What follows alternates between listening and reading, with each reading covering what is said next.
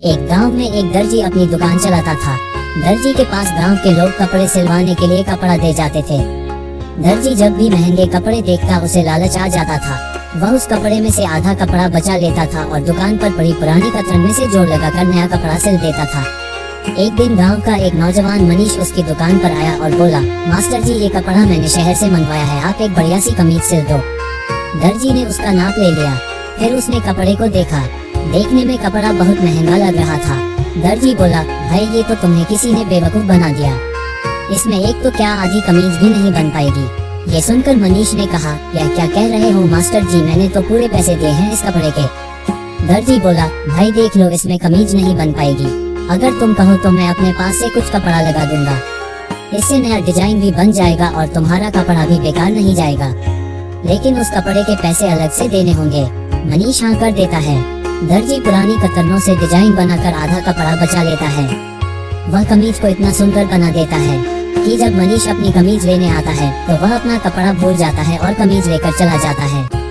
दर्जी उस बचे कपड़े में से छोटे बच्चे की कमीज बना देता है, उसे दुकान पर टांग देता है बिकने के लिए। 2 दिन में ही वह कमीज बिक जाती है। इधर मनीष अपनी कमीज लेकर घर पहुंचता है।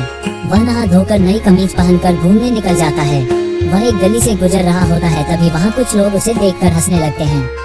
ये देखकर मनीष को बहुत गुस्सा आ जाता है। मनीष गुस्से में कहता है, तुम लोग गांव के अनपढ़ गंवार लोग हो, तुम्हें क्या पता फैशन क्या होता है।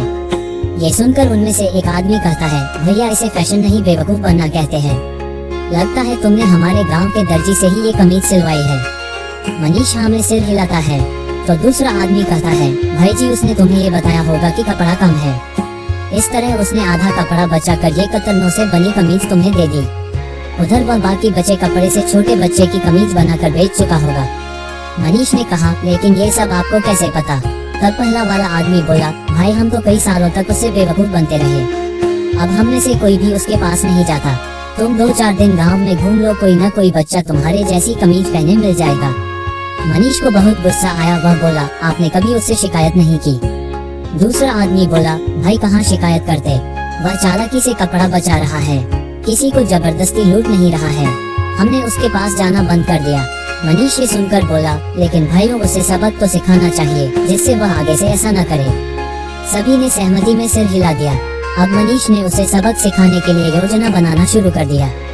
अगले दिन मनीष उसी दर्जी के पास गया और बोला, भाई मैं शहर से आ रहा हूँ, ये कमीज जो तुमने बनाई है वहाँ सबको बहुत पसंद आई, वहाँ के लोग तुमसे कपड़े सिलवाना चाहते हैं। ये सुनकर दर्जी बहुत खुश हुआ। वह बोला, भाई तुम उनके कपड़े ले आओ, मैं सिल दूंगा, तुम भी अपनी कमीशन रख लेना। तब मनीष ने कहा, भाई शहर में ये सब नहीं चलता, वहाँ तो लोग बनी बनाई कमीज खरीद कर पहनते हैं। तुम ऐसा करो, ऐसे ही डिजाइन में 300 कमीज बना दो, 100 एक साइज की, 100 दूसरे साइज की, 100 तीसरे साइज की। मैं उन्हें शहर में बेच आऊंगा, तुम्हें भी अच्छा मुनाफा बच जाएगा, साथ ही मैं भी कुछ पैसे कमा लूंगा। दर्जी को ये बात समझ में आ गई। उसने 15 दिन का समय लिया और कपड़े के कई थान बंधाकर कमीजें सिलने लगा। 15 दिन रात मेहनत करके उसने शानदार 300 कमीजें तैयार कर ली। अब वह मनीष के आने का इंतजार कर रहा था। 1 दिन बीता, 2 दिन बीते, जब तीसरे दिन भी मनीष नहीं आया तो वह उसे ढूंढने गाँव में गया। मनीष का कहीं अता पता नहीं था, फिर भी वह उसका इंतजार करता रहा। एक दिन उसे दुकान के बाहर मनीष दिखाई दिया। वह दौड़कर उसके पास गया और बोला, मालिक कहाँ चले गए थे आप, आपकी कमीजें तैयार हैं। मनीष ने कहा, भाई कौन सी कमीजें, मैं तो आपको जानता भी नहीं हूँ। ये सुनकर दर्जी के पैरों तले जमीन खिसक गई। वह बोला, मालिक ऐसे न बोलो, मैंने आज तक जितना पैसा कमाया था वह सब इन कमीजों में लग गया, मैं बर्बाद हो जाऊंगा। मनीष ने कहा, चोरी का पैसा किसी काम का नहीं होता, तुमने भी तो लोगों के कपड़ों में से कपड़ा बचाकर चोरी की है, अब भुगतो। दर्जी गुस्सा हो जाता है। वह मनीष को मारने के लिए हाथ उठा लेता है। तभी कुछ लोग बीच बचाव कर देते हैं। मामला पंचायत में पहुंच जाता है। पंच मनीष से कमीज के बारे में पूछते हैं तो वह मना कर देता है। पंच दर्जी से पूछते हैं तो वह कहता है, माई बाप आपको पंच परमेश्वर है, इसने ही मुझे 300 कमीजें बनाने के लिए कहा था। पंच ने पूछा, तुमने कोई राशि पहले इससे ली थी।